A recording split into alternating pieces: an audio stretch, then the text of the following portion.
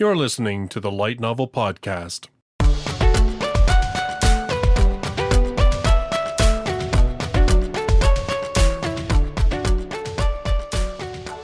Visit us online at lightnovelpodcast.com.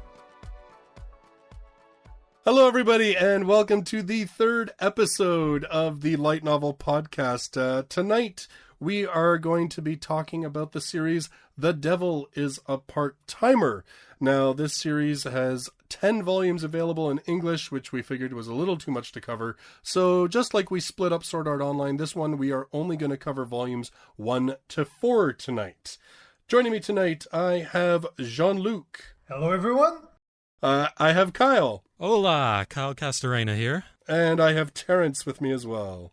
What's up? All right. So, first of all, the news. Actually, there's a couple of things going on in the light novel world over the past, I guess, week and a half since we recorded last episode. Two very self-serving and, shameless self-promotion items. First off, my latest book released last week, which is book 4 of my book series, The Bleeding Worlds. Go buy it. But more applicable to what we're doing right now, I just wanted to make everybody aware, on my YouTube channel, I got a chance to send questions from the community and from myself to author Rikako Akiyoshi, who wrote The Dark Maidens, a really good single volume mystery, by the way, people. And I've posted that video up on my YouTube channel, and I was really happy to be able to do it. It's something brand new that I've never been able to do before. So Vertical was nice enough. The publisher Vertical gave me that opportunity. So thanks to them, and please go check it out, because the more interest that there is in that kind of stuff on the channel, the more likely that it can be done again. Okay, so shameless self-plug done. Let's talk about J-Novel Club. J-Novel Club announcing that they're going to destroy our wallets as of Anime Expo.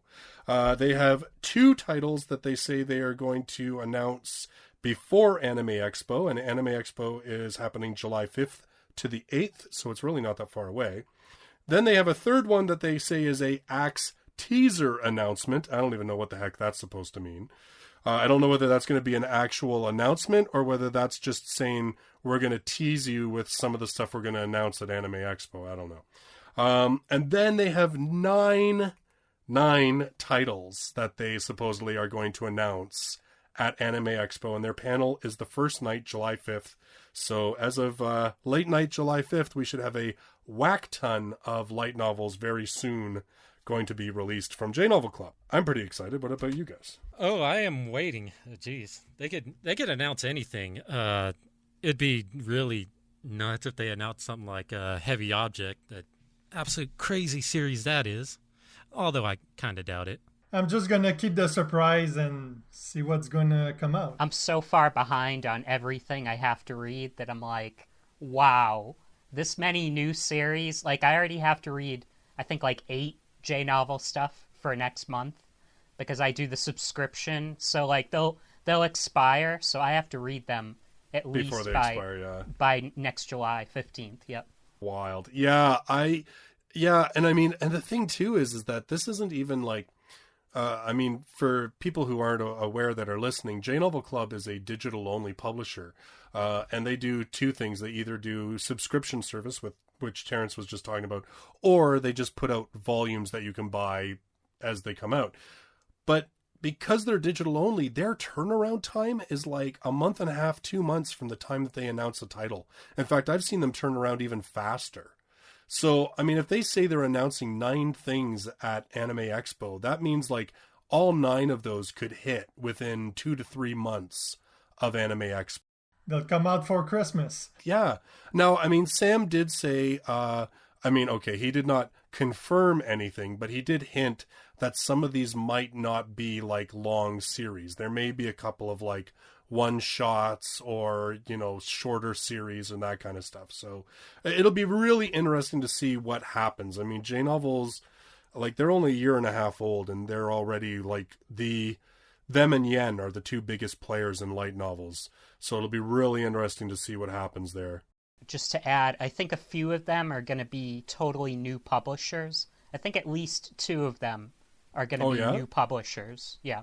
You mean new to them, or you mean like they're newer publishers in Japan? At least new to J Novel Club. They haven't published from these publishers before. Yep. Oh, okay. Well, I mean, it would stand to reason, right? Okay, so I've got, oh my goodness, I have quite a few more. We'll try and push through them faster. That's the most exciting one, I think. There is a Japanese light novel series called Girly Air Force, which apparently is getting an anime. It has 9 volumes in Japan. Apparently it is about a bunch of mysterious flying creatures known as the Zai, which suddenly appear, and in order to fight them, mankind creates fighter aircraft called Daughters, as well as the automatic fighting mechanism Anima, which are shaped like human girls. Are we surprised? So in other words, strike witches.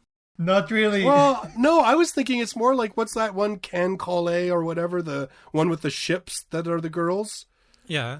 Yeah, or Arpeggio of the, what is it, Arpeggio of the Blue Seas, where they're like, the girls are like the embodiment of the ship. Like, I think it's that, only this is planes. Wouldn't surprise me if it's the same dude who wrote it, but anyway. Anyway, of course, it stars a young man who gets all into it, and this super trump card girl that, yeah, you'll know the beats. Anyway, that's apparently coming out. Anime News Network has posted their spring guide for light novels, which I took a quick look at. There's not a lot given how many titles are out, and they're really just focusing on the brand new stuff. It's not like they're really giving a whole lot of spotlight to ongoing series.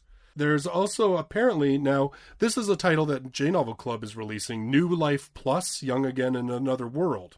It is getting an anime, but apparently there's a bit of controversy about it because the main character supposedly killed 3,000 Chinese guys during the Sino-Japanese War, and so a bunch of Chinese anime fans are pretty pissed that apparently this is getting an anime. Yeah, I read about that. That's kind of a touchy subject. From what I read, I think it's more like government or general Chinese people. I don't know. I mean, like the one article I read made it sound very much like it was like on basically like Reddit type anime forums that made it sound like it was, that they were like anime fans.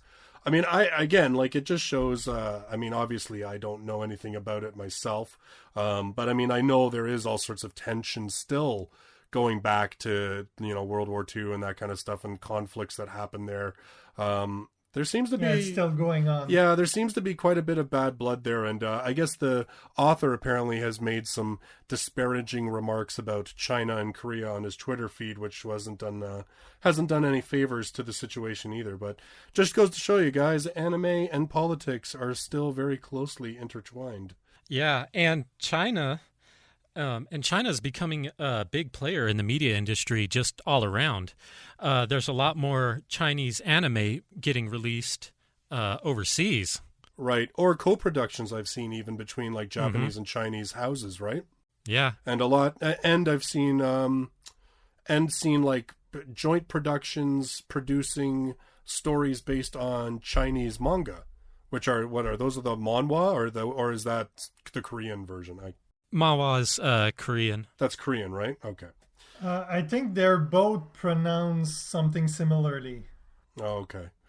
All right. So yeah, there's that. For fans of Goblin Slayer, it's getting a new serialized spin-off. I don't know if it's going to be only a one-shot. Apparently it's a serialized 9-part story that's going to be posted in Gangon GA Online Magazine. Goblin Slayer Gaiden 2 Tsubanare no Daikatana. I don't know when it's set. They didn't make it very clear what it's about. Yen On has licensed both Goblin Slayer and the Goblin Slayer Year 1 light novel. I wouldn't be surprised to hear this one gets picked up too. Cross Infinite World just announced a new license, Dawn of the Map Maker, the Surveyor Girl, and the Forbidden Knowledge. If you're familiar at all with Cross Infinite Worlds, they so far to date have done licenses strictly with straight to author deals. This one looks like it is with a publisher because there's already a couple volumes published. So they're branching out a little bit by the looks of it on this one. Although still staying, just based on what I've read and the fact that it's, got girl in the title and the main character's a girl, still sort of staying in that sort of shoujo type vein, which is pretty good, actually. I'm glad that they're around doing that kind of stuff. There is a live action show being developed from Mari Okada's autobiography, which is, kind of cool. She, of course, anime director, and I'm just basically mentioning it because J-Novel Club released her autobiography, and Frogcoon did the translation, which was pretty cool. Then, just two last things really quick. Sol Press, their weekly update blog, posted a bunch of visual novel titles, and then under light novels, it just had like this shifty eye, like smirky emoji, and then just the big word, soon. and I was kind of like, soon what? Like, you're going to talk about volumes 2 of the 2 series you have? Or you mean there's new series coming? Like, total tease. I'll be really let down if it's just about volume 2s. How soon is soon, too? Well, that's, yeah. I don't know. I mean, I kind of wonder if maybe, like, if I was them, I would announce something like the week before Anime Expo, because that way Anime Expo won't steal all my thunder and I'll get my stuff out before everybody's all freaking out about whatever gets licensed at Anime Expo. If I was them, that's what I would do. But that's just me, and I don't work for them, so who the heck am I? Final last thing that I'm going to point out is, just because I think by the time this goes live and our next one will be up, it'll already have started. EnglishLightNovels.com, fantastic website. I will plug it. It was a huge resource for me when I was getting started out. Continues to be a great resource, and I'm now contributing to the site, which is a lot of fun. Cho, who runs it for the last couple of years, has done an summer reading program. So starting June 16th or thereabouts, they're going to start that. They are doing 5 light novels over the summer. There'll be a article released where a couple of us contributors will all chat away about the book. And then, of course, the comments will be open for people to contribute. So go check it out. We're doing 4 licensed titles and then 1 fan translation title. So the first one is going to be Ao Oni from J-Novel Club, which will be interesting because that's the one I have not read yet. And that's it. Wow, the news. There was a lot of news this week. And that's not even like the big news. I really think the Anime Expo after that's probably going to be a whole show, is just talking about those licenses. Oh, I could imagine, especially to pick up the good stuff. Oh, man, it's going to be really interesting because I know last year there were 10 titles licensed between like Yenon, Vertical, and I can't remember who else released that week as well, but so there was at least 10 titles that were all announced at Anime Expo. So now you add in like another 10 from J-Novel Club, and I imagine we might get more announcements. Like, I mean, we could have 20 plus new light novel announcements come out of Anime Expo this year, so it's going to be huge. All right, so that is all the news. So let's get to our series that we were going to be discussing. And that, of course, is The Devil is a Part-Timer.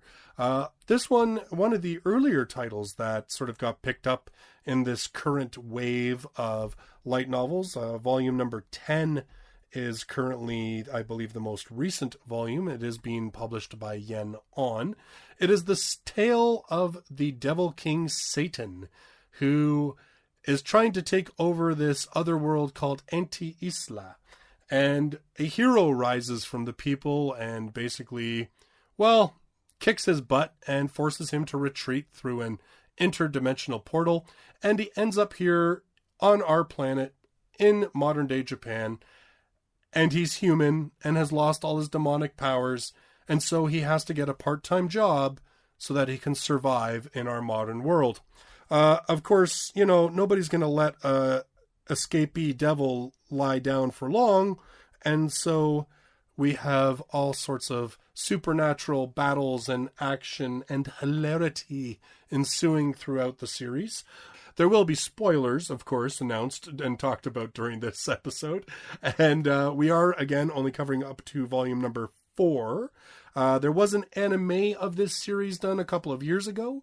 It only covered volumes 1 to 2. And so if you've recently discovered the anime because it is on Netflix and Crunchyroll. You can jump right on in. You have lots of material in this story if you want to check it out, because like I said, we've got 8 volumes beyond where the anime ended. So with all of that said, I will just go over sort of what we have read. I currently am 1 volume behind. I have read volumes 1 to 9 of the series. I have not seen the anime. I've only seen a little bit of it. I was just saying actually to everybody on the podcast just as we were about to record that I started watching it and then freaked out because I didn't want to spoil anything and because I hadn't read the series at that point. So I never got back to it. Jean-Luc, how much have you have read of The Devil is a Part-Timer? Well, I'm 3 books behind, so I've read until volume 7. All right. And you've seen the anime, right? Yeah. All right. You guys, I think, are going to chat a little bit about that. Kyle, how much have you read? I am completely up to date. It's one of the series that anytime it's released in English, I drop whatever I'm reading and just go straight for it. So I've read all the English releases and watched the anime and read plenty of the manga, actually, as well. All right, cool. Well, maybe you can give us a little bit of the manga angle on it, too, because I haven't read any of that at this point. And Terrence, where are you at with this series?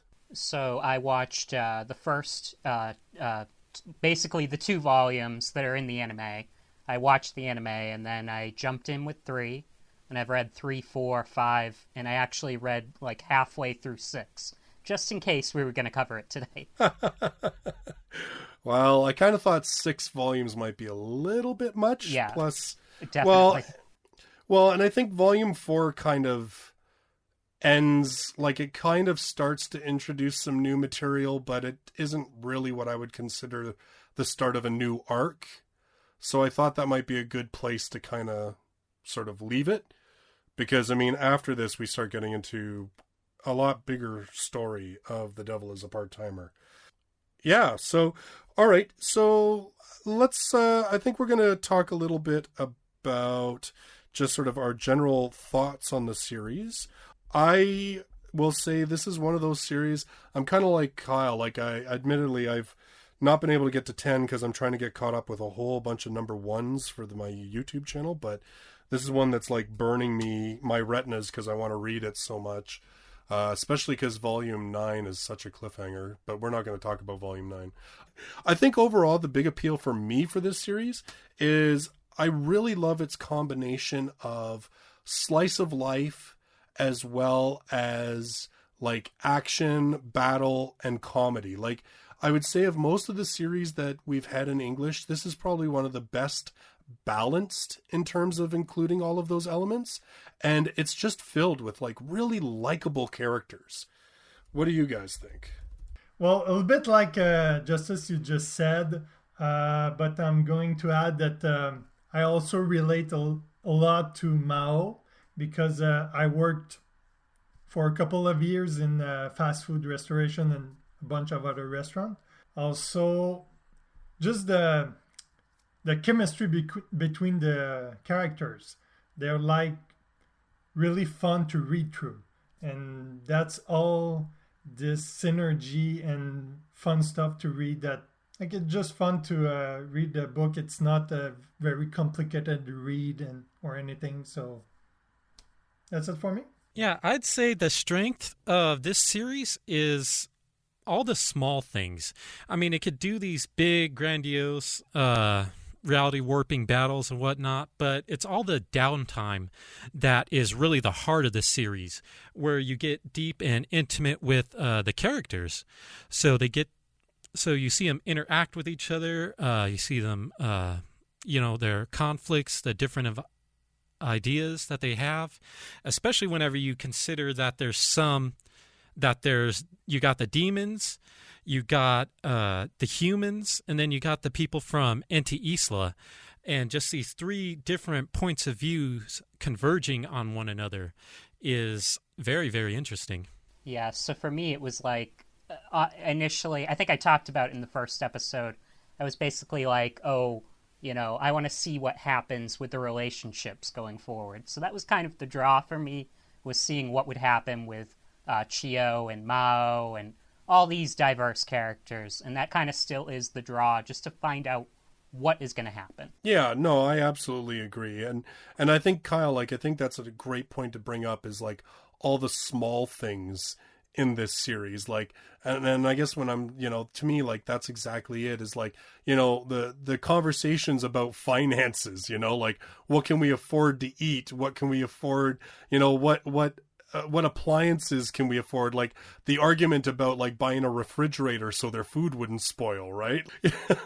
To me, the characters in this, even though the characters are, like you said, I mean, we've got angels, we've got demons, we've got these super powered, magically endowed humans from Enta Isla. We've got Chiho, who is just purely a human being. And, we've got all these things going on and all these bigger than life characters. And yet, because of all those small moments, it kind of boils them down and they feel more like real people because they're just dealing with that kind of stuff, like, I think it's also that it just gives a lot of time for their emotions. Like, these characters are multidimensional to me, like they're not just one beat characters. Like, there's complications to their relationships. There's complications to their feelings and everything else. And I mean, I know we're only talking about the first 4 volumes, but all I can say is that definitely into volume 9, that continues to grow and the characters continue to grow. And I'm always really driven by series that do that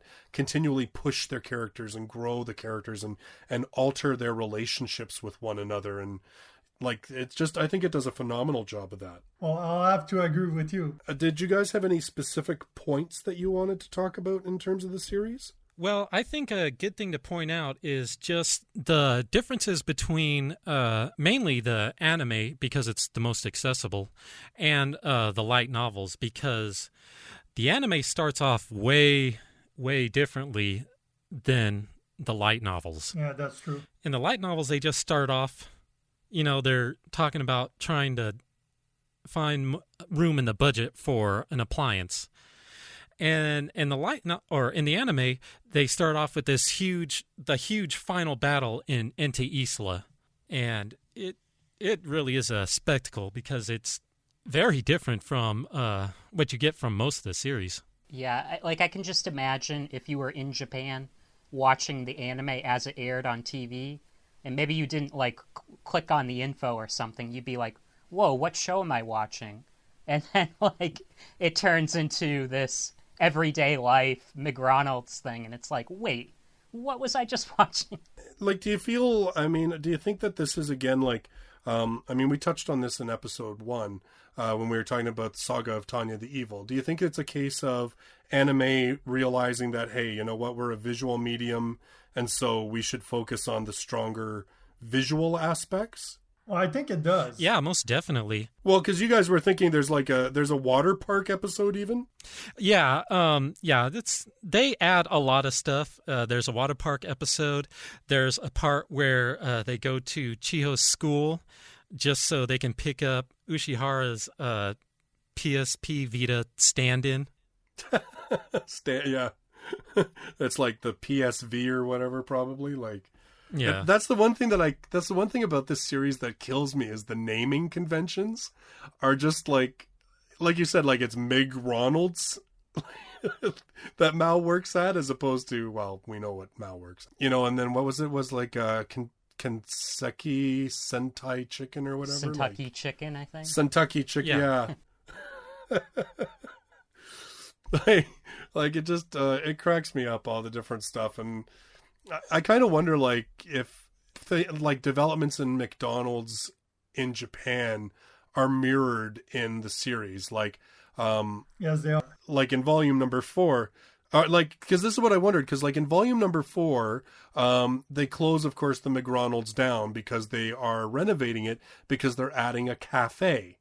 And I just, on the timing of it, I'm kind of like, I wonder if when he was writing that, if that was when McDonald's was making their big cafe push. Well, I haven't looked into that, but probably. I was like, hey, man, this stuff kind of just writes itself. He runs out of plot points. I was like, okay, let's turn on the news. Let's see what McDonald's is doing this time. And it's yeah. Like, hey, I could make an entire arc out of that. Well, I mean, literally, like, volume 4 is like, let's all go. I mean, it's like the beach episode. That's what I laughed about it when I first saw it. Because, I mean, the cover, of course, is Chiho, in a bikini. And, I mean, there's nothing wrong with that. But, anyway, I looked at it. When I first got it, I laughed. I was like, oh my God, it's like the anime equivalent of the swimming episode. Like, there's always that episode in anime, right? We go to the beach for no real reason other than so the animators can draw the girls in bikinis, right? Well, that's basically, I think, the episode 8 or 7 in the anime. They go to the water park just for the hell of going to the water park. Well, I guess because they couldn't adapt up to volume 4, so they figured, well, we need to figure out a way to get it in there somehow. Although I will say that the one thing that impressed me, at least about volume 4, was that it wasn't just drivel. Like, it actually introduces a couple of important plot points that play out a bigger role as the series moves forward. And it even introduces the whole, it starts to make it very clear that the landlady is a lot more than what we think. Yeah, and I think a good thing that also introduces is a fourth power. Because you got, well, maybe fifth.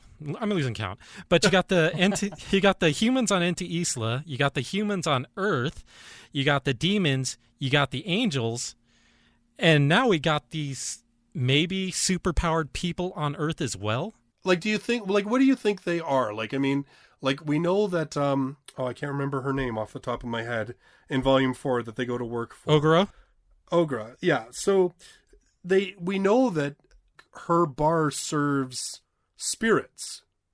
So do you think that she's actually a living person, or do you think, I got the impression she's like an embodiment of like Gaia, or you know what I mean? Like some kind of ancient, you know what I mean? Not just like a superpowered human, but something far more primal than that. Well, my own theory is that on Earth, there might be the same kind of jewel that are introduced in the third volume, but they might... Oh, the Sephiroth. Yeah. They might be like Earth Sephiroth that evolved and became like spirit-like human being. Well, I'm up to date on the light novels, and I know the answer, so I'm not going to say it right here. Please don't spoil. Yeah. Okay. All right. Fine. Yeah. Please don't, because I haven't read volume. Now I'm gonna have to. Darn it. Now I'm gonna have to like rush through what I was supposed to be reading Toradora. I'm gonna have to rush through that and then like get to volume 10. Forget these other volume 1s. They can wait. A sister's all you need. I don't need you. I need my dad as a part-timer. Everybody laughs. I'm like, oh. Yeah, I like agreed though. Yes, you're right. Like I like how the series, like, I mean, even volume number 3, like, I mean, I think volume 3 is probably a really good one to talk about because of the introduction of a character that doesn't show up in the anime, but is a incredibly pivotal character in the light novel series. And that, of course, Alice Remus, right? Their daughter. It's Mao's daughter, and it's kind of interesting the relationship Alice Remus has with Emmy. I'll just kind of leave it at that for right now. Yeah, well, they kind of get into that with volume 9. Yeah, I get what you're saying. Yeah, so if you're in the podcast and you've only read up to volume 4, don't worry. There's answers. There's answers coming. But how do you guys feel like? Because I mean, to me, we have this slice of life kind of thing, and then all of a sudden now we have this character who is this adorable little child, and she is, for all intents and purposes, is the quote-unquote daughter of the Demon King and the hero whose sworn duty it is to kill the Demon King. I thought, to me, I mean, maybe, like, I know that we have other light novels where they have sort of an insert child character to bring out the whole, whatever, right? But unlike, say, if it weren't for my daughter, if it's for my daughter, I'd even slay a demon lord. Like, unlike something like that, I just thought that, like, this was such a great character in terms of changing the dynamic of the characters and their behaviors to one another. Well, I've always felt that Alice Ramus is really a good reflection more of Mao's innocent side, because they do have a strong connection that they've had even before Satan became the Demon King. And like, I think that's why, like, again, this is one of the things that I like about this series. Like, you know, the whole Alice Ramos thing could be a gimmick in a lot of poorly handled series, but in this one, like you said, I mean, she starts bringing out other aspects in the characters. Like, I would say she's even sort of where Amelia starts being a little less tsundere to, I mean, well, okay, she's always kind of tsundere, but I mean, but her relationship and like how she views Mao and how, you know, everybody kind of views Mao starts to change because of Alice Ramus. And I'd say even perhaps Mao's vision of himself begins to change as well. What I liked in, well, Volume 3 is that they bring this like divorced couple with a child dynamic that really worked in that book. Yeah, absolutely. And hilarity ensues. And hilarity ensues. And destruction and mayhem and all the rest of that stuff. So we were going to talk a little bit then about the anime specifically. You know, I think this will be good to bring like Terrence and you guys in. You know, I'll shut my mouth for a little bit because I haven't watched the anime. But, you know, I think it's good to sort of talk about some of the differences and stuff like that. So why don't you kind of have at that? Because again, the anime only covered the first 2 volumes with you said some additional stuff, right? Yeah, so it's mostly just the first 2 volumes. I guess it does pull some stuff from Volume 7, which is like side stories. But I don't quite know. I think maybe the 13th episode and maybe some bits sprinkled in. Yeah, all it really pulls out is that short stint where Ashia gets a job and Lucifer gets scammed. That's pretty much the only thing that it pulls from the later volumes. Yeah, but they changed it quite a bit. Like in the anime, when Lucifer gets scammed, normally in Volume 7, just gonna go briefly on that, Alciel tries to find a job to repay something that Lucifer bought, and he ends up going away. In the anime, he ends up working for the company that scammed Lucifer. But in the book, it doesn't happen. Like, he just goes away, works somewhere else, unrelated. And, like, for me, it kind of broke the character in the anime. And not just there, a couple of other places, they made Alciel dumber than he actually is.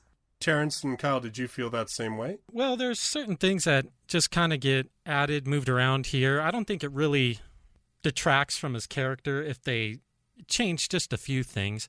But I'd say overall that plot is mostly the same. Yeah, in terms of some other stuff, like one of the things that was kind of staged differently was when Mao went to a restaurant. I think it's the beginning of Volume 2. Yeah. That ended up getting staged a little differently with, like, the reason why they went to the restaurant was because Mao got the promotion, and Ashia was basically giving him, you know, a meal. You know, it was basically a celebration. I don't think that was quite as clear in the anime, and he also talked about how Kisaki had taken him to the restaurant before, so it was like it wasn't anything fresh and exciting. Yeah, and I'd say a good point, a major point at least, that detracts is the ending of the battle with Sariel. That's completely different. It's a lot less lackluster. Yeah, and the thing I kind of find funny with Volume 2 is that it kind of patches up some of the plot holes that were introduced in the anime while kind of having plot holes of its own. Can you be a little bit more specific? Remember, Kyle, we can do spoilers here. Yeah, well, in the final battle with Sariel, what he does is he makes the moon larger to increase his own power because as an angel, he's linked with the moon. So the closer he is to it... Yeah, that's in the anime. Yes, that's in the anime. Yeah, that didn't really make a whole lot of sense to me. Is the moon, like, in the human world? Like, where is Ente Isla? Like, is it the same moon? Is would he get energy from any moon? Like, I don't know. It didn't really make sense to me. I think it's proximity. Okay. I think it's like supposed to be like moonlight or whatever that does it. It doesn't like I get the impression Ente Isla is a completely alternate dimension.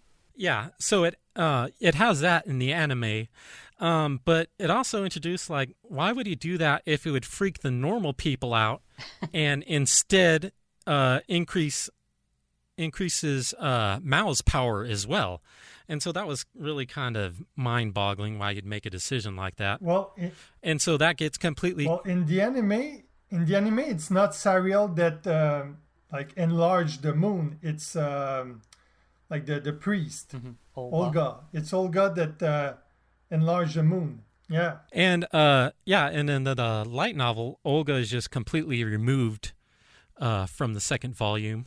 It doesn't have the whole moon thing, and instead to increases Satan's power, it's actually Crestia Bell inciting random acts of terrorism.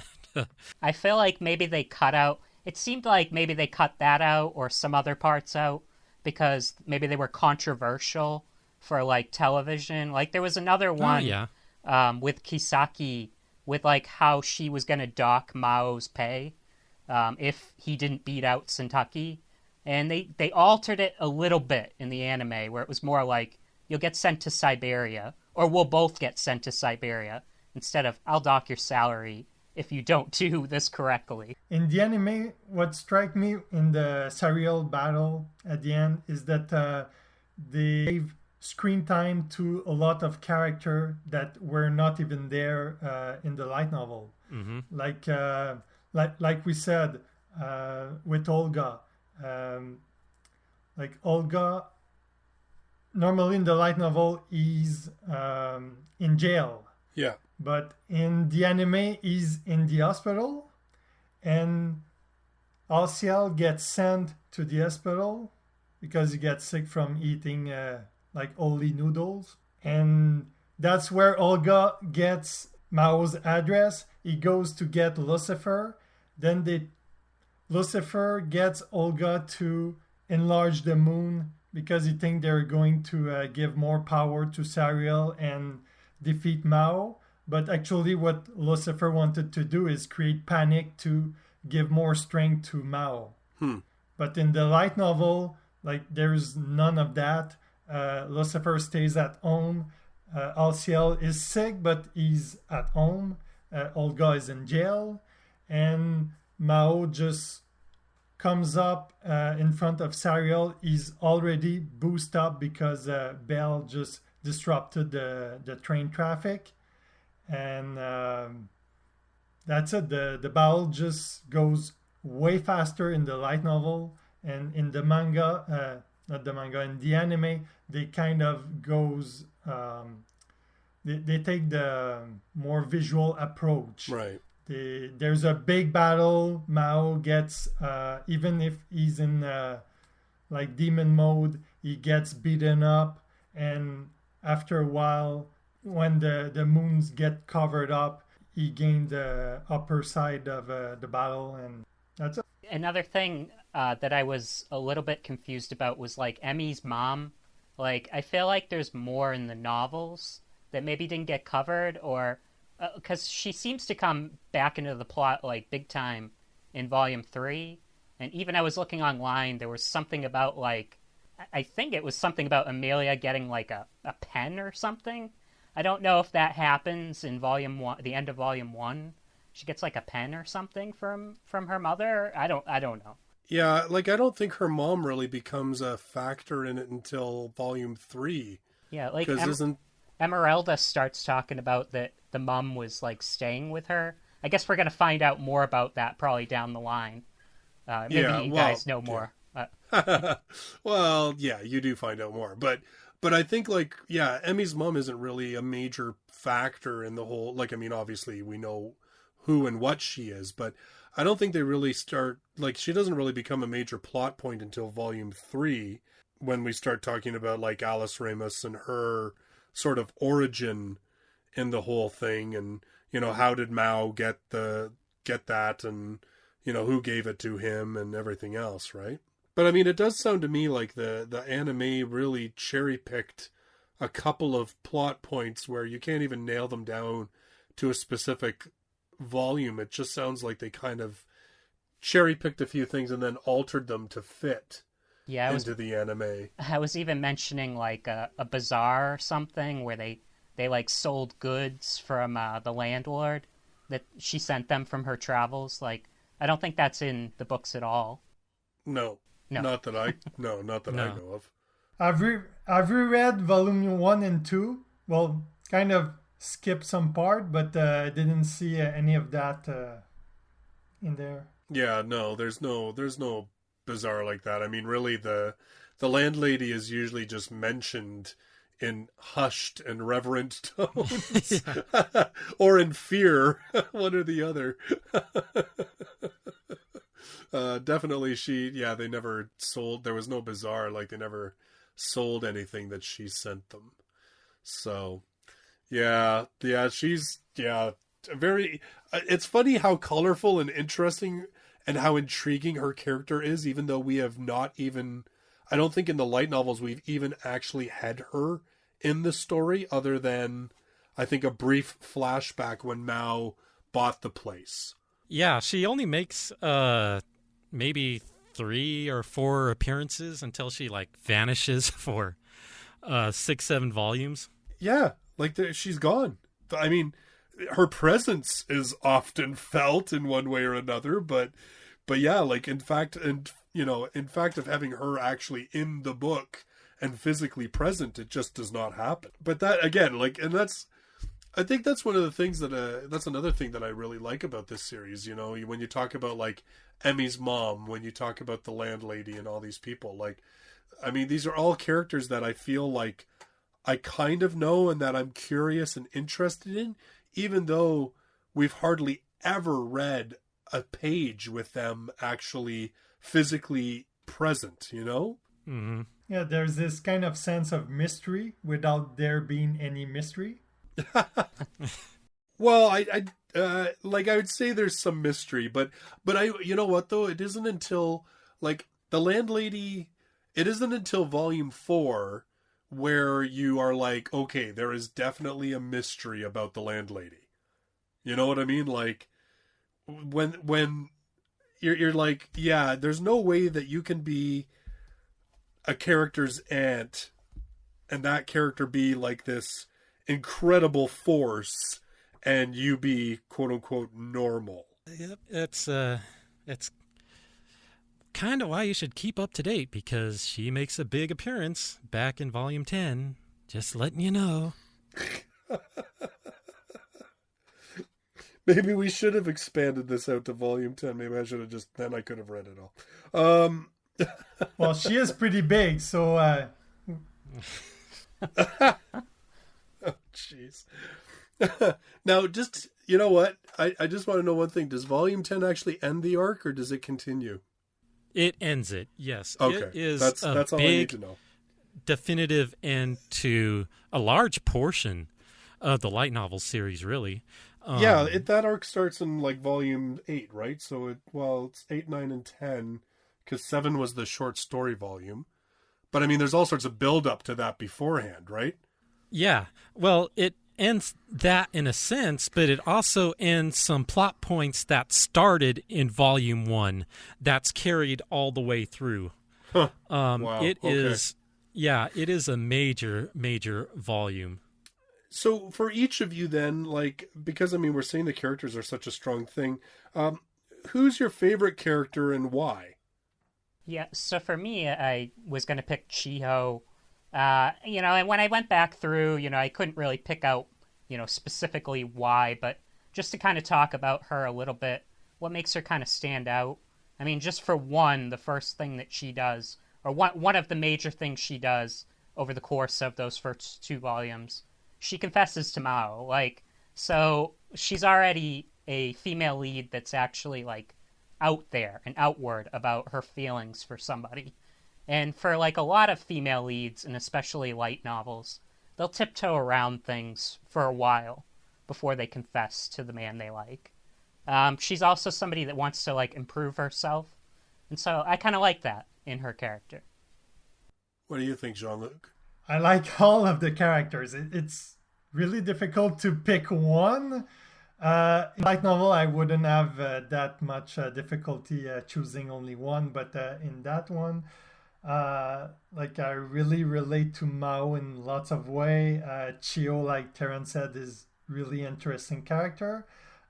Like Ala Ramus also, she's a bundle of joy, so it's really fun to read whenever she's inside a scene.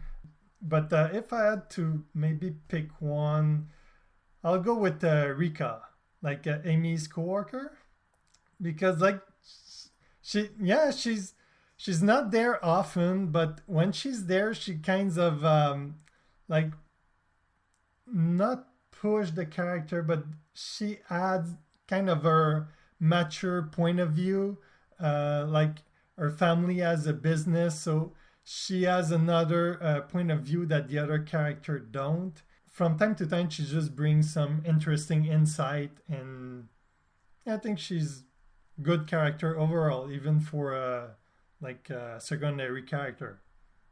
Yeah, she's definitely a great secondary human character, just to give them just more of a, like you said before, a mature viewpoint on what she sees in this group of just otherworldly beings. And, well, speaking of Rika, I'd say my favorite character would be Alciel. You got the, the right-hand man, the best friend, the mature, honorable foil pretty much to the entire cast, really. He's really handles not only his stuff, but Mao's as well, and Lucifer, keeping him in line. And even in the later volumes, you see him interacting with well, I won't go too much into it, but you just see the kind of respect that he gets from just all around. And I always love it whenever he's introduced into a big portion of the story, because normally he's just running back to go get his cape. I was just going to say that. He's always late, and like in, is it volume 3, he comes back, and he's like, oh, were those the TV installers? Were those the guys trying to sell you a TV? Oh, no, those are Gabriel's angels. Like, you know what? I think I hate to repeat, but I have to agree with Terrence. Like, Chiho, I think, is overall like my favorite character in the book. Although I'm like JL though. Like I like all the characters, but even like, well, I guess if we're going to talk about these first 4 volumes, it would be Chiho. I got to say, in later volumes, I am finding that I really like Crestia Bell. Like, particularly volume 9, she had like some awesome parts in that book. But like I like Terrence said though, like with Chiho, I like the fact that you have a character in a light novel who feels like, even though she's involved in all this craziness, she still feels legitimately like a teenage girl. You know, like she doesn't feel like a character who's either been regressed or advanced age-wise to a point where it's ridiculous that, like I can buy it that she's 16, And I like the fact that we see this character progressing from, at first I thought, oh, she's just going to be the damsel in distress character. Oh my God. Like, but over the course of like these volumes, even just these first 4 volumes, it continues, I won't spoil anything specifically, but it does continue. We have a character who is growing and becoming stronger, just even in herself and in what she wants and in what she believes, and is just so determined to realize her vision of what she wants. And I think it's like Terrence said, the fact that she does confess her feelings, the fact that it's not a secret from anyone how she feels. I mean, Mao himself, again, like, we have a character that this is the other thing I think I like about Mao, is that he knows he's not like the clueless male character that like girls come on to him and he's like, yeah, I have no idea, I just finished reading Infinite Stratos, guys, bear with me. Yeah, to take one for the team. I don't want to read that. Man, like, you know what? It's not that the book was horrible, but I mean, you were just like, you're just reading it and you're like, dude, were you like dropped when you were a baby? Like, seriously, I mean, I know that I was not great at picking up on signals from the opposite sex, but wow. Like, you gotta be thick as a post to miss out on this stuff. Like, but Mao doesn't do that. Like, I think that, and again, that's why I like these characters and why I think they're multi-dimensional. Mao doesn't really do much with it because he's really not sure how to. And it's that whole idea of he really likes Chiho and respects her. So he doesn't, you know what I mean? Like, he doesn't want to engage in that side of things. He'd rather just kind of pretend like, okay, it's not there, even though he's well aware that it is. The novels seem to make it a point that, like, everybody is like, all right, you're not old enough, Chi. Like, so obviously I think at some point there's going to be some kind of aging. I would think at some point we'll advance, year-wise or something.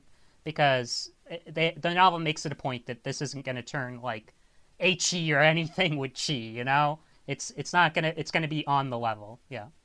Yeah, well, I mean, I don't think that... Like, that's the other thing. Like, I mean, okay, yes. Volume 4, definitely, cute girls in bathing suits, it's there. But I still don't feel like any of these female characters are really objectified. You know what I mean? Like they're not just there to be the damsel in distress or the tough girl or whatever. You know what I mean? Like, there's so much more going on with all of these characters. Well, I was just trying to think. I was like, is there any stock character in the series? And I was like, I just blanked. I was like, I couldn't think of something. Even Kiseki, who, probably shares some of the less screen time out of all the characters. Even she has her own, hopes and aspirations, what she wants to do. Because, unlike Mao, it's like she doesn't want to be working at McDonald's forever.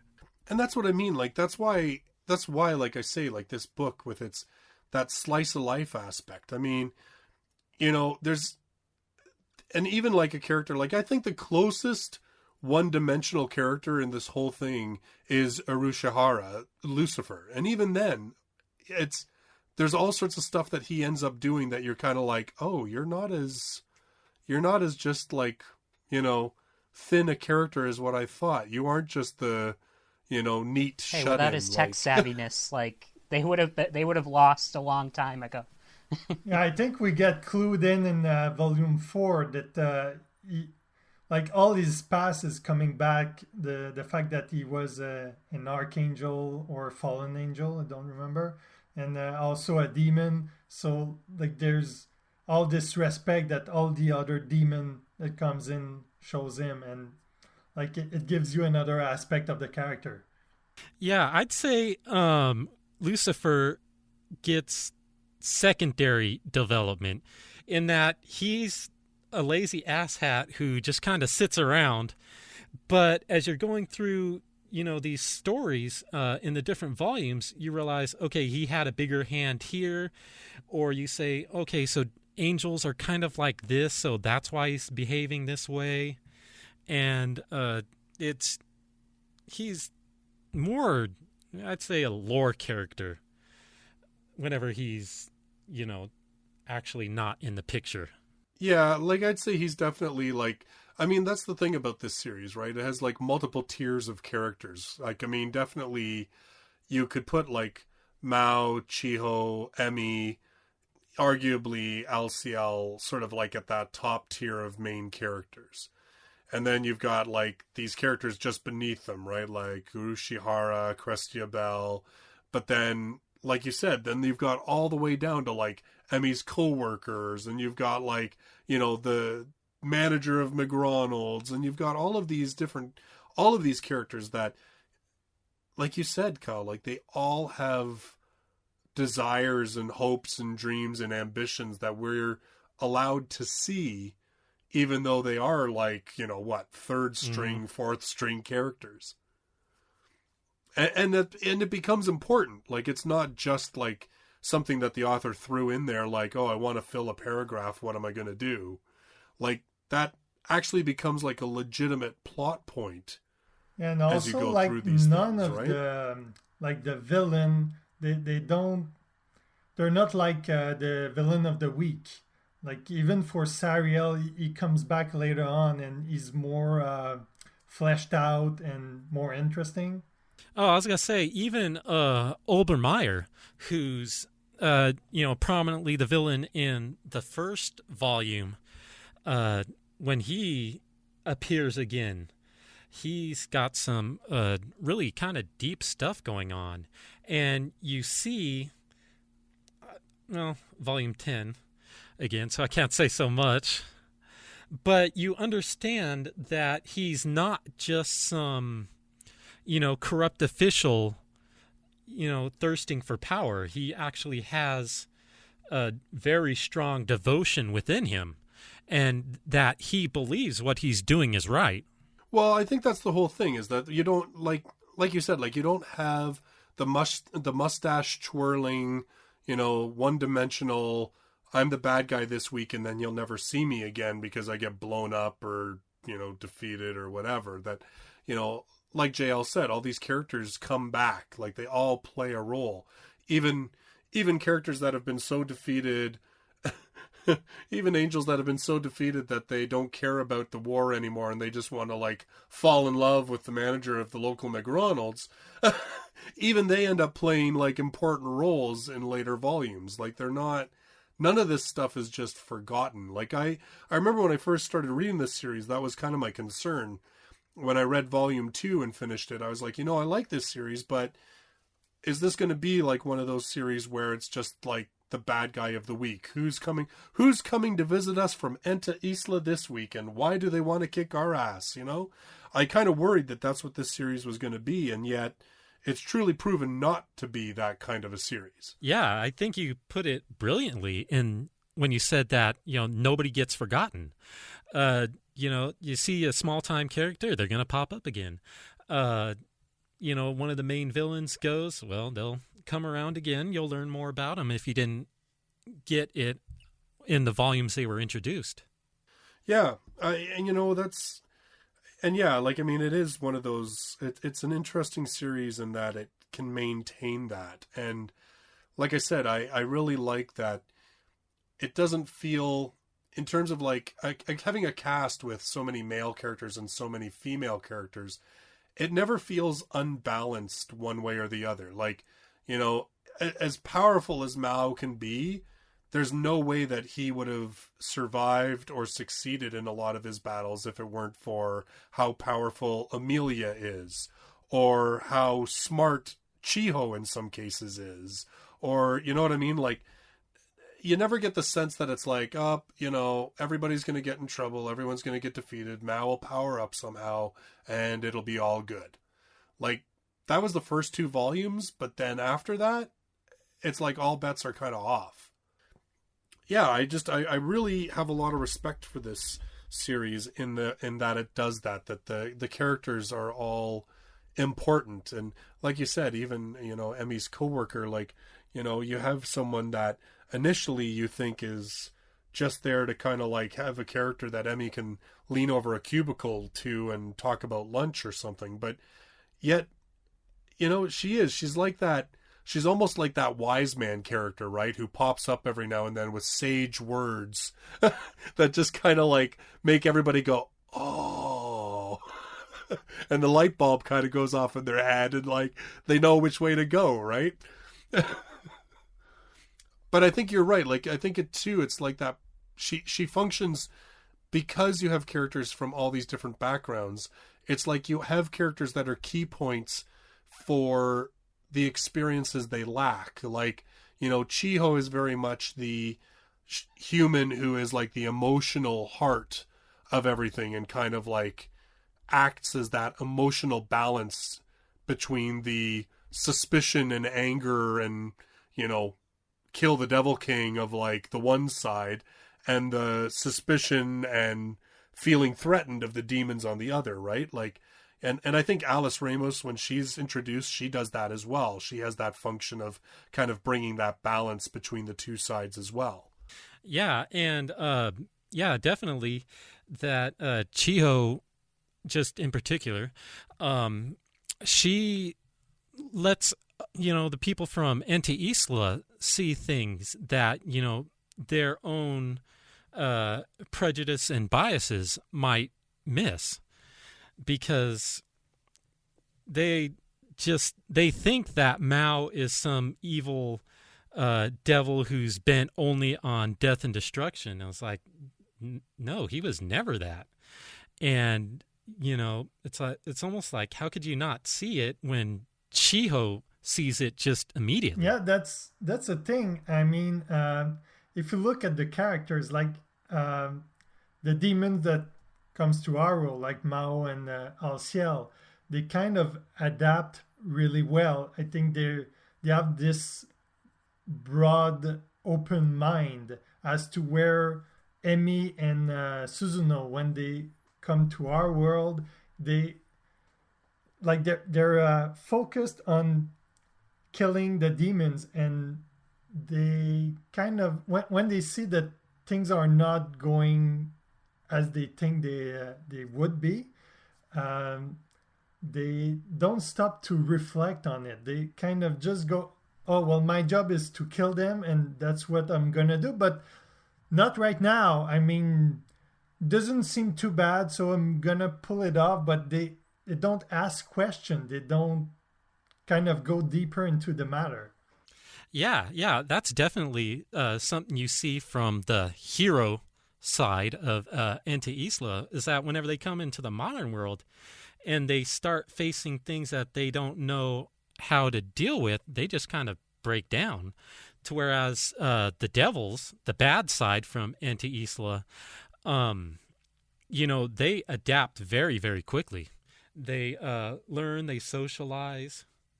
Well, and I think, like, I know that they do touch on, a little bit on Mao's background in this series, like in the first 4 volumes, like in volume 3, of course, because we hear a little bit about where the Devil Castle and, how he came to have the whole seed and everything else. I think I have to wonder if maybe that's because the demons have had such a chaotic existence up until Mao sort of unified them, that's why they have to adapt, is that their circumstances constantly change. Mm-hmm. Yeah, that's right? the vibe I get from it as well. Mm-hmm. Like I think Kyle, you were sort of saying this earlier, is that that whole idea that the characters all have motivations that for the most part I can sympathize with. Like even the characters that are presented as villains, quote unquote, they still have motivations that you can sort of be like, yeah, okay, I get it. I understand. Like, I understand why Amelia wants to kill Mao when she first shows up in volume 1. It makes sense. But at the same time, I think that her character, and this is where I was like, okay, this is good. This is a good series. Even though, like, yes, she definitely doesn't adapt as quickly to the new situation, she is still at least open-minded enough to kind of realize that maybe things have changed and that she needs to kind of watch what's happening. Yeah. And I think that that's kind of that's what I like about this whole series too, is that you do have still the doubt on both sides. The demons that are kind of like, well, when are they going to turn on us? Like, really, like, we're being nice guys and all, but at what point are they just going to get sick of us and try and kill us? And then you've got like the Ente Isla sort of hero side, where they're kind of like, at what point are they going to show that they're truly evil and we're going to have to put them down? Yeah. And I like watching these characters as they sort of go through their day to day and stuff, and they kind of start, looking at each other, thinking, are you ever going to just kind of suddenly decide to kill us? Are you ever actually going to just become evil? Because it really doesn't seem like it. Yeah, and that's what I like about the series as a whole. like it's they use the trope of like demon versus heroes, but it doesn't feel like it's white or black. It's pretty much in the gray area. And like one of my favorite scene in volume 3 is exactly when you get Mao and Emi spending the night together because of Alas Ramos. And like Emi asks Mao why he's been killing people in her world, why he had to well, why her dad had to die. And like Mao doesn't really answer, like doesn't give a very clear answer, but he start talking about, well, this is fun here. You have like a refrigerator. If it's empty, you go to the convenience store, and like he gets into a lot of insight about what's been lacking in his life as a demon in Ante Isla. And I don't think that Emi quite pick up on that. No, like that certainly his motivations and everything become far more clear and far more fleshed out later on. In fact, there's a really like my favorite scene in volume 9 has a lot to do with that. And yes, we're not talking about that volume, but it's good stuff. Yeah, there's a lot to look forward to.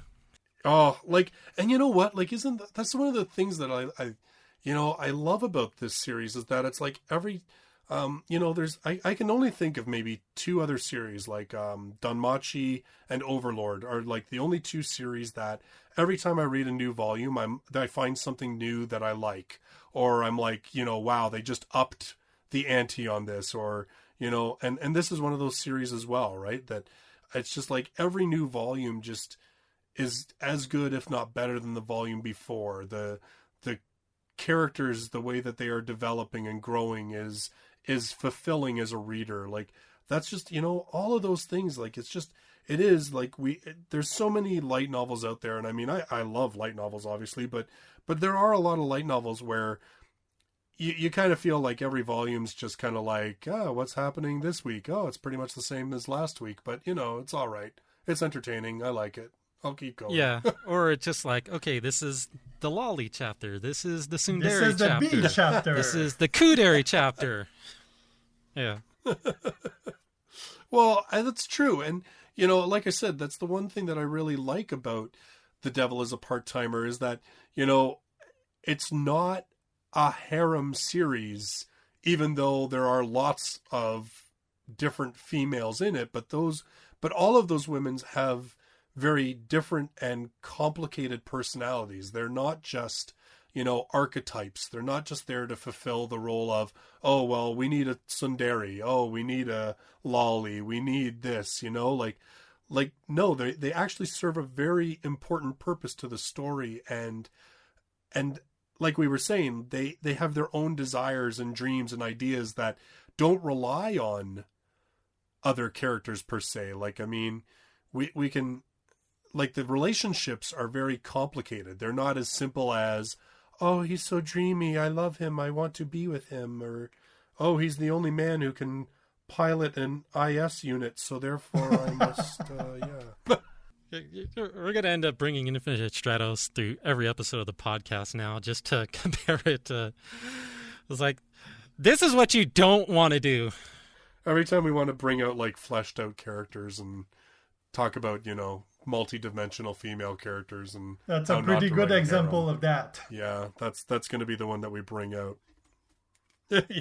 Yeah. So, in just we're only talking about these first 4 volumes, and like Kyle and I have both mentioned, man, there is just so much to talk about in the later ones.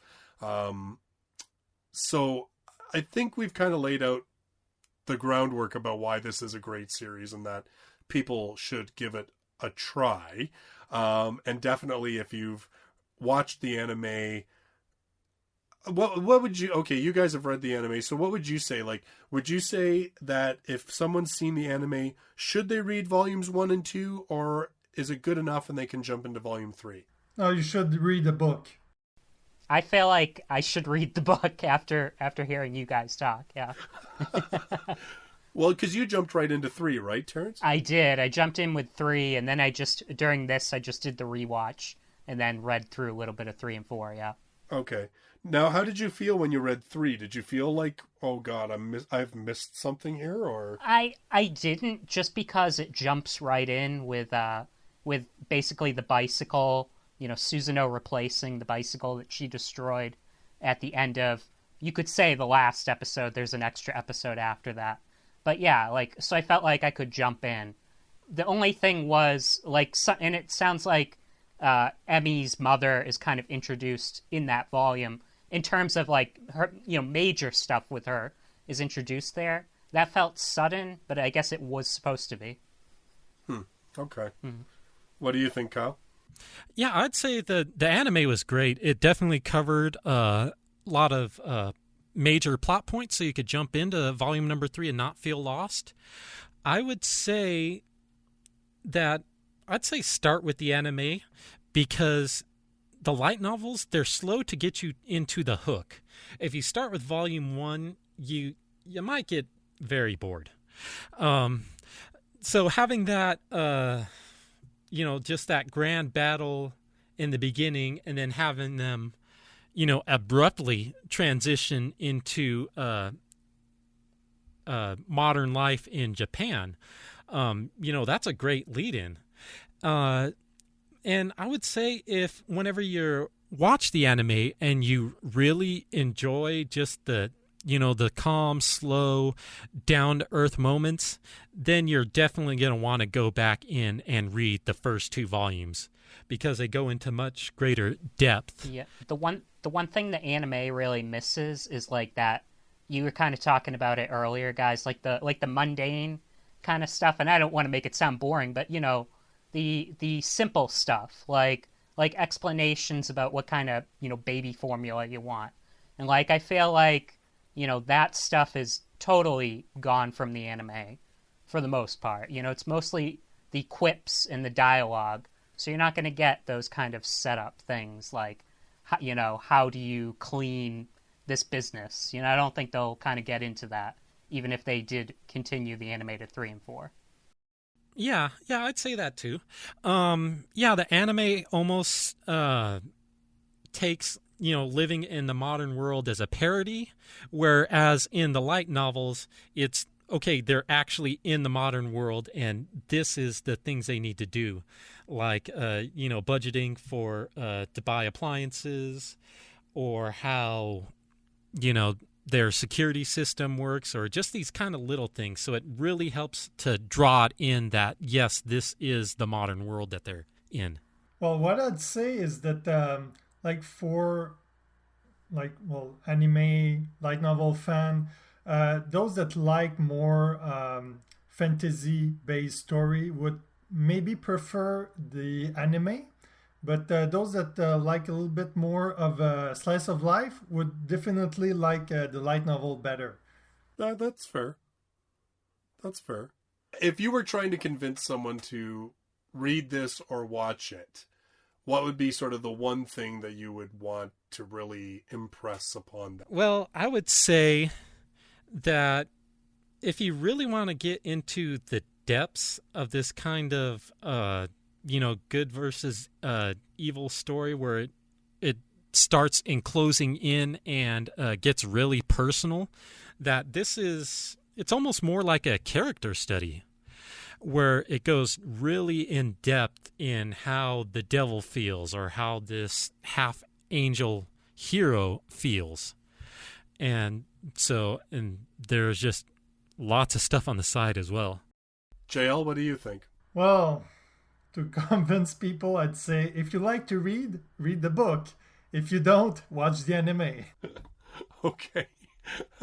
Terrence? Yeah, so I would say if you don't mind characters bickering back and forth, if you don't mind that kind of comedy, if you kind of like that, where characters are quipping back and forth at each other, it's not really that mean-spirited, but yeah, if you kind of like I don't want to say like Seinfeld or something like that, but kind of that kind of sitcom-y feeling to some extent, I think you might enjoy the dialogue in these books. Yep. That's a good point. Yeah, I think that is an excellent point. I do think I think that's the one thing that I try to impress upon people about this series is just that, as much as yes, there is action, as much as yes, there's battles between devils and demons and everything else. That is kind of just like window trapping.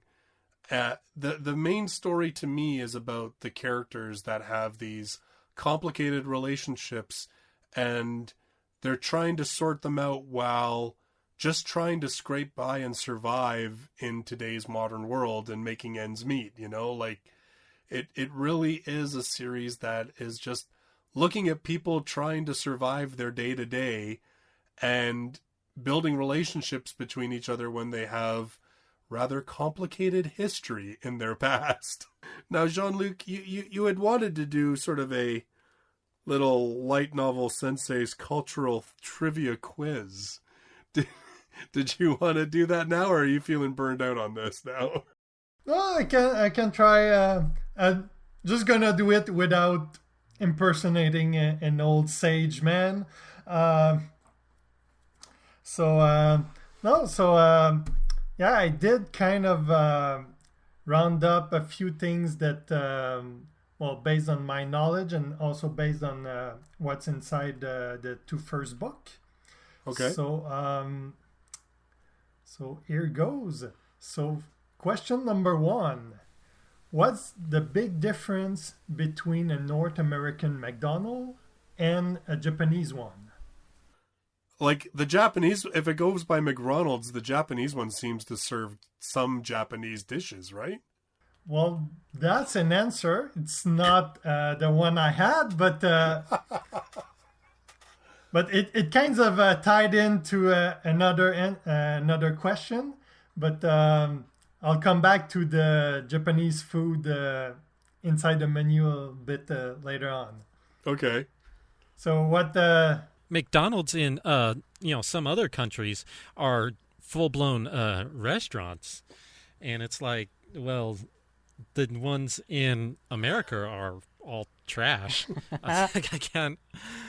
It's like I would never eat there, but it was like going to McDonald's. Like, yeah. Well, Kyle has the right answer. So it's more like a family restaurant. Like it's more like a legitimate restaurant.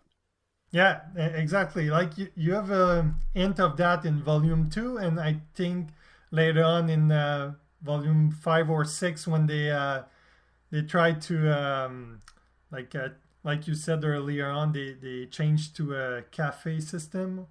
Like basically in Japan, you go at the counter, you order your food, but instead of waiting in line to get your food, you just go at your table, you take a number, and someone will bring the food over. So it's a bit of like a mixed experience between a fast food restaurant and a sit-down restaurant. Okay. All right, cool. So going to question number 2. Question Can you 2, name Sensei. one of the top 3 most popular McDonald's burger in Japan? I remember there was one that was like a black soy burger where they put like... I thought that was Burger King. Was it? I remember they added something that made it the bun just completely black. Yeah, it's squid ink. Squid ink. Oh. Yeah, that was a special. I think I liked your soy better. That was a special for Halloween. Like I think it was 2014 or something. Oh, really? Huh. I don't know. The Big Mac? Is there such a thing in Japan? Well, Big Mac is number 2. Oh, okay. So what's number 1 then? Number 1 is the chicken tatsuta. Huh. I don't really know what a tatsuta is, but from the picture, it kind of looked like the chicken sandwich. Like the chicken. Like a McChicken? Yeah, the McChicken. Probably has some kind of like sauce or something like that on it, maybe. Probably. And the third one is more Japanese taste. What's It's that? the teriyaki McBurger. The teriyaki McBurger? Really? Interesting. All right. What's number 3? You have 5, right? Yeah. So What's question number 3? question number 3. You have an hint of that, I think, in volume number 2. So, between which cities, well, Japanese cities, is there a rivalry within the McDonald's franchise? I have no idea. Yeah, I couldn't even guess. Tokyo and I don't know. Well, it's Tokyo and Osaka. Ah, Okay. And it's briefly referred when also you have Rika. She comes from Kobe, so Kobe is part of the Kansai area. So you have Osaka, Kobe, Kyoto, amongst other. Well, in last year, they had a big kind of contest where you had the McDonald's in Tokyo made a burger, and the one in Osaka made another one, and there was this voting period where you could vote on which one of the 2 burgers were your favorite. So you'd have to travel across the country just to go to 2 different McDonald's to taste them. Well, but I mean, with their railroad system, that's like a day yeah. trip. Well, That's people nothing. travel for the McRib here, so Oh, Yes. And also Wow. in Devil's a You got us part-timer, there. like you have McDonald's is called McRonald, but you have like 2 spelling or nickname for the restaurant, and don't really remember. There's one, I think, in Tokyo where Mao's McRonald is situated. They call it Maggie's. And I don't remember what they're supposed to call it in Devil's World Osaka, but it was different, and it was somewhere in the book. But in real life, in Tokyo, it's called Maku, and in Osaka, it's called Makudo. but it's still McDonald's though, right? Yeah. Huh. Well, same thing here in Quebec. Like we don't say McDonald like the full spelling. We just say McDo. we say Mickey D's. Some people say that here. Yeah. Or McDicks. Ronald McVomit. No, I shouldn't say that. McDonald's, I like your food. Please don't sue me for saying that. I'm just saying some people have said that to me. That's all. So fourth question. This one you're gonna Yeah. get it. It's super obvious. Like, what other American fast food chain is pretty big in Japan? Kentucky Fried Chicken. Yeah. Exactly. Now, here's the thing, though. I wonder how different their restaurant's menu is in Japan compared to North America. Because, I don't know what it's like in the U.S., but, I mean, in Canada, like, really, it's chicken, or chicken. There's just some different sauce here and there. Or, it's strips, or it's popcorn, or it's a breast. Like, you know what I mean? Like, it's not like McDonald's where you have numerous different items. I kind of wonder. Wasn't there like a waffle chicken sandwich or something though? I saw that advertised a few months ago. Oh, sweet G. Yeah. God, they have done some of the most disgusting stuff at KFC. I swear to God, I could feel my arteries harden just watching. Like, what was that one? Like what the hell did they call it? Like the one where it was like basically 2 of their breasts like battered and fried, and then bacon and cheese in between it. Like the chicken was the bun. Oh my God. I was like, oh, my heart is like hurting just watching it. All right. So Kentucky Fried Chicken. All right. What's your that's the 4th question. What's your last one? Yeah, the last one. Well, it goes with Kentucky Fried Chicken. Okay. So, Kentucky's Colonel Sanders is also known to have a secret identity according to Japanese children. What is that secret identity? What? I think it was his secret identity like Santa Claus? Exactly.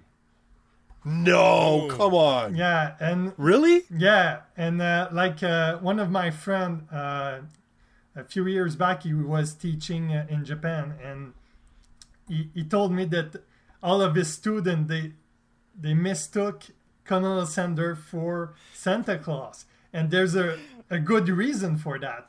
Like every Kentucky restaurant in Japan, they have this statue of the colonel in front of the restaurant, and they like to dress the statue for different occasion. Like I have picture of the colonel when it was Halloween, so he was disguised with like a pumpkin basket.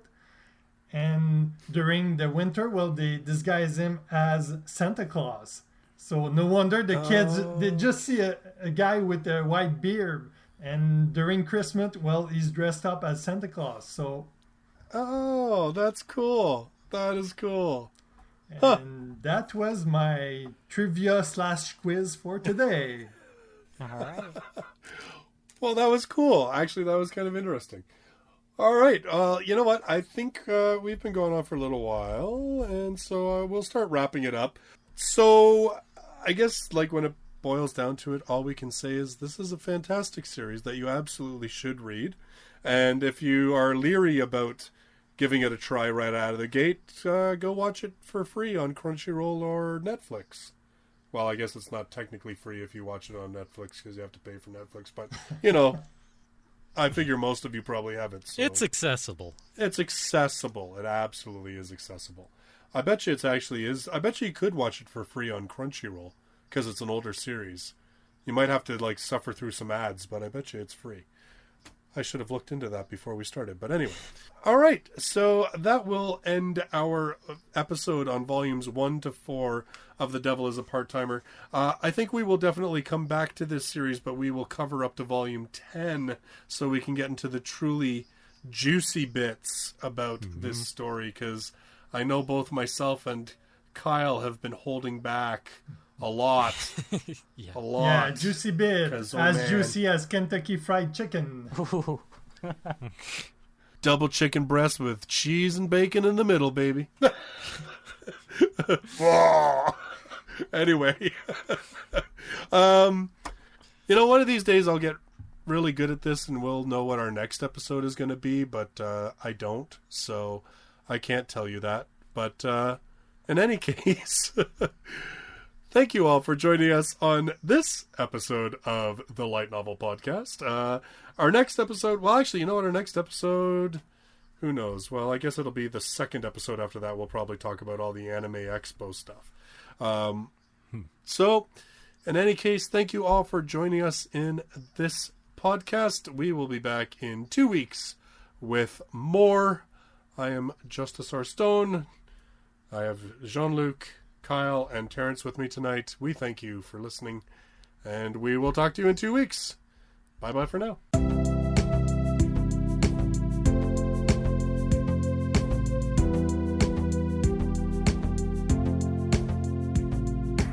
For show notes and related links, visit lightnovelpodcast.com.